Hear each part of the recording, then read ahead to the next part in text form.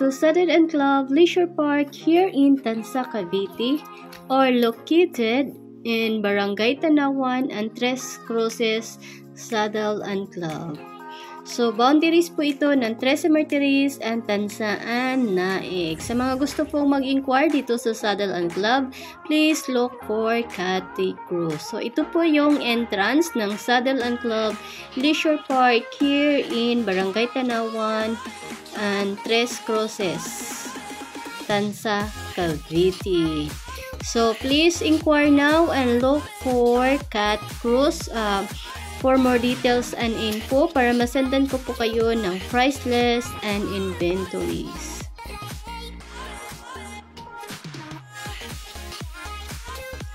So, dito sa Saddle and Club, we are selling lot only. So, sa mga gusto pong mag-inquire sa our residential villages such as Chantilly Park, Flemington Fields, Delmar Promenade, Melbourne Grove, and Belmont Residences. Ayan. So, mayroon din po tayong available na commercial estates at Triple Crown, Aquamera Hotel, Saratoga, and Santa Ana Park. So, ngayon, pupunta po tayo doon sa loob ng Aquamera. So, ito po yung guardhouse or entrance ng Saddle and Club Leisure Park dito sa may Tansa, Cavite.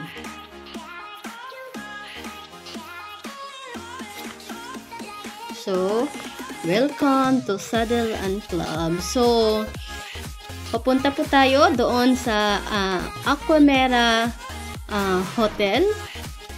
So, dito po sa may bandang left side ko, sa may left side ko, ayan po yung Delmar Promenade. So, sa mga gusto pong mag-inquire sa Delmar Promenade, ang lot area po ay 350, ang per square meter ay 11,800. So, mura na po ito compare po sa mga lot area dito sa bandang Trece Martires. Ang lot area sa may Trece Martires ay nag-range ng 17,000 to 22,000. So, mas mura pa rin dito sa may Saddle and Club, sa may Delmar, 11,800 per square meter. So, ang total contract price po ay 4.1. So, sa mga gustong mag-inquire dito sa Delmar na malapit lang sa entrance or sa gate, please PM or look for Cat Cruz or Cat, tama. Tapos, sa right side naman, ay ayun po yung Melbourne. So, sa Melbourne naman po, meron din tayong 300 ang lot area. Per square meter ay the same lang din, 11,800. So, ang price range, ang total contract price po ay 3.5. So, sa mga gustong malaman po sa computation and inventories, please PM or look for Cat Cruz. So, dito pala, meron po tayong reservation na 20,000. Tapos, mag-down payment ng 20%. Tapos, yung remaining balance, pwede siyang payable ng 5 years and 10 years. Ayan. So, sobrang laki po yung lupa dito sa Saddle and Club na binibenta namin. So, sunod po ng ng Delmar and Promenade and Melbourne, dito rin po banda ang Belmont. So, sa Belmont naman po, meron din tayong 120 square meter, 11,500 per square meter. Ang total contract price ay 1.3. So, ganun din, may reservation na 20,000, tapos may down payment na 20%. Yung remaining balance is payable ng 5 years to 10 years. So, yun. So, sa mga gustong malaman o mag-inquire dito sa Belmont, please PM and look for Cat Cruz. Ayan. So, ito po yung entrance ng Aquamera Hotel. So, nandito na po tayo sa may Aquamera.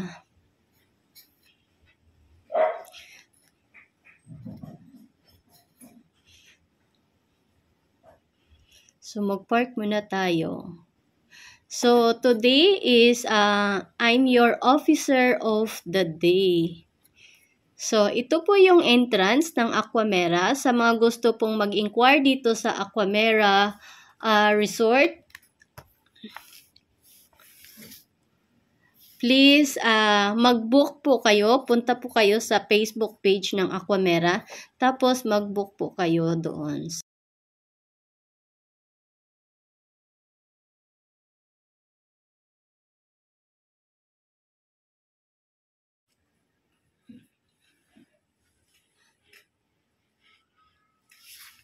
So, ngayon, pupunta naman tayo sa Flemington Fields. So, yung Flemington Fields, dito lang din po na area or location, madadaanan po natin yan. So, sa Flemington Fields naman po, sa mga gusto mag-inquire sa Flemington Fields, ito po yung pinakamababa na sukat ng lot area, which is 150. 11,600 per square meter, napakamura. Tapos, sa mga nagtatanong kung may gumagawa na dito ng bahay or nagtatayo ng bahay, mayroon na po sa Flemington Fields. So, pwede po kayong mag-inquire dito sa Flemington Fields. So, again, sa Flemington Fields, mayroon po tayong 20% down payment. Tapos, mayroon din po tayong reservation na 20,000. Tapos, yung remaining balance, pwede siyang payable ng 5 years to 10 years. So, sa mga gustong mag-inquire dito sa Flemington Fields para masindan ko kayo ng computation and for more details and info, please PM Cat Cross. So, ganun din po sa Chantilly Park. So, sa Chantilly Park naman po, malapit ito sa may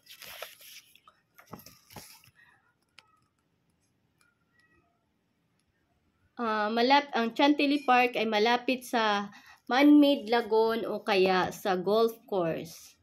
So, ang Flemington Fields at saka yung Chantilly Park ay malapit sa golf course. So, sa mga gustong mag-inquire dito sa Chantilly Park, mayroon po tayong lot area na 400 square meter at saka yung total contract price ay 4.6. Ang per square meter po dito sa Chantilly ay 11,600. Meron tayong 20% down payment. Tapos meron din po tayong reservation fee na 20,000. Yung remaining balance, pwede siyang payable ng 5 years to 10 years. So sa mga gusto mag-inquire dito sa Chantilly, please PM and look for Cat Cruise. So maganda po dito mag-inquire sa Saddle and Club Leisure Park kasi balang araw, sobrang daming commercial dito. Meron tayong Triple Crown, may Aquamera na, may Saratoga. Ang Saratoga is yun po yung golf course. Tapos, yung Santa Ana Park. So, meron na ditong nag-operate ng itong Santa Ana Park, nag-operate ito bago mag-pandemic. Nung nag-pandemic ay niwala siya, nilipat siya sa ibang lugar kasi nga maraming bawal. So, itong Saddle and Club, maganda dito mag-invest sa ngayon kasi sobrang mura pa. So, ang Saddle and Club ay malapit siya sa lahat. So, malapit ito sa ang Saddle and Club ay Governor's Drive siya.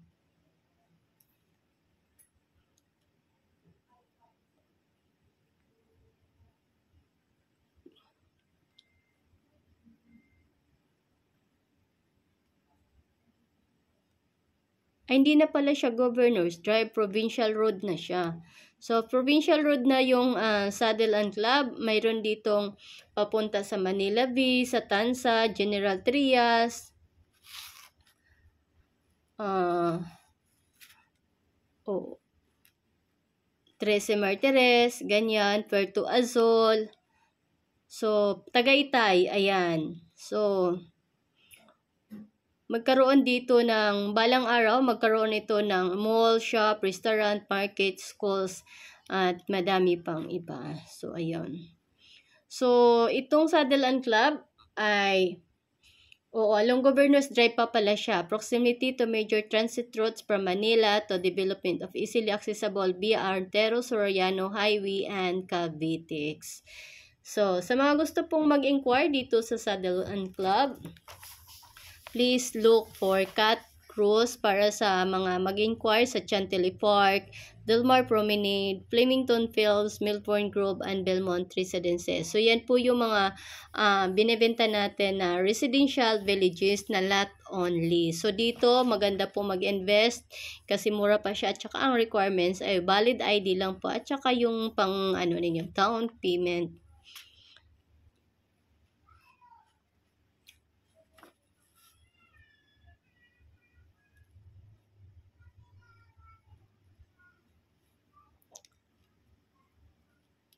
So, pwede rin po kayong mag-inquire dito sa Aquamera kung mayroon pang available na inventory para sa gustong mag-invest. So, ayun po, nandito na po tayo sa loob ng Aquamera Hotel. So, mayroon po itong sliding door. Ayan. So, ito yung wave pool. Yung nakita nyo yung bilog na yellow. Yan po yung wave pool. Tapos, mayroon tayong sliding pool. Dito sa gilid, ayan yung cabana.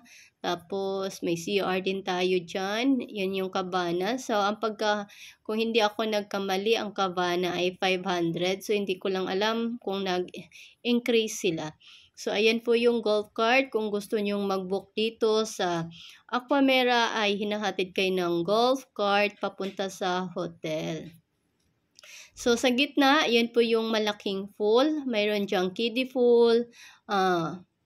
Tapos, mayroon diyang lazy pool. Ayan yun, sa gilid, nakita nyo yung lazy pool yan. Tapos, sa gitna naman, mayroon din tayo dyang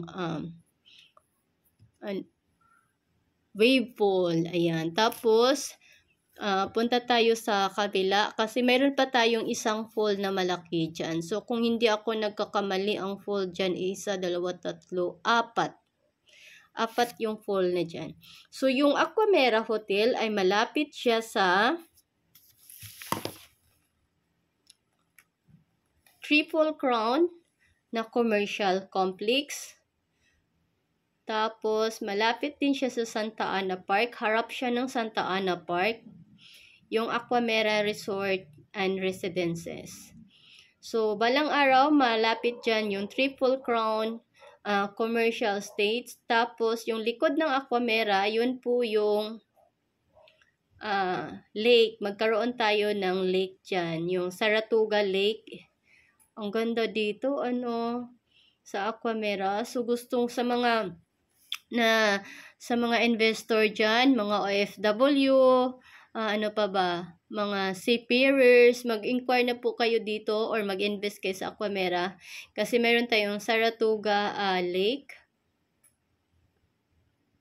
Residences, tapos yung Melbourne, yung Aquamera kasi malapit siya sa Melbourne Grove at saka yung sa Belmont. So, malayo na siya sa Del Mar and sa Promenade. Mas malapit siya sa Triple Crown, sa Aquamera, Santa Ana Park. Malayo na rin siya sa Chantilly and sa Flemington Fields. Ang malapit kasi sa Chantilly and Flemington Fields ay yung golf course. Yun yung Saratoga. So, maganda rin doon. So, napakaganda po dito mag-invest kasi marami po tayong propose na, yun nga, yung mayroon tayong mga outdoor basketball court, outdoor swimming pool. Hindi ako sure kung itong lake and residences is Saratoga Lake and Residences is swimming pool. Ito, outdoor swimming pool. Tapos, meron ditong proposed golf course, ganyan. So, marami ditong, kung hindi ako nagkakamali, tatlo dito yung proposed na swimming pool. Tapos, yun, meron tayong Santa Ana Park. Ang swerte ng mga nag-invest dito sa Saddle and Club kasi super dali or bilis nila makapunta sa Aquamera, sa Santa Ana Park, yung mga ganon, yung mahilig mag-equestrian yan. Equestrian. Yung mahilig pala tumaya ng, anong tawag dito? Kabayo ba yun? Yung racing, basta yung racing, racing ng kabayo, yung mahilig sa ganyan. So, sobrang ganda dito sa Santa Ana Park. Kung nakita nyo to, sobrang ganda, sobrang laki. So, sa mga gusto mag-inquire dito sa Saddle and Club, please PM Cat Cross for assistance. Thank you!